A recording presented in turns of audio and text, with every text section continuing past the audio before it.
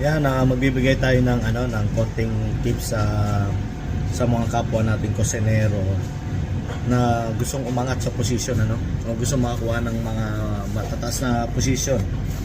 Okay, unang-una mga dapat nating matutunan yung yung mga sistema. Okay, mga sistema na kung paano sistema ng mga kusina o sistema yung ordering, pagsisend ng LTO, yung mga system na ginagamit sa bawat restaurant. Kasi ngayon marami na kasi mga restaurant ngayon na gumagamit ng mga system. Hindi na yung yung makaluma na magsisend ka ng order by SMS, WhatsApp.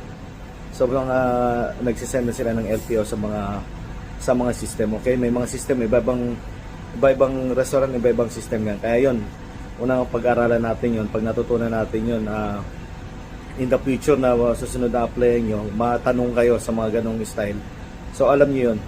Okay, pangalawa is yung pag-i-input din sa system ng mga inventory tsaka mga costing. Okay, sa system na po natin pinapasok lahat yan. Hindi na po uso yung yung manual Excel report para sa mga monthly food cost, sa weekly food cost.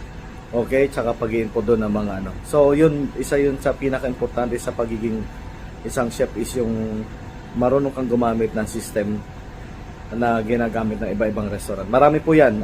Meron diyang hindi ko na babanggitin yung mga pangalan ng mga system. Okay, so yun lang po.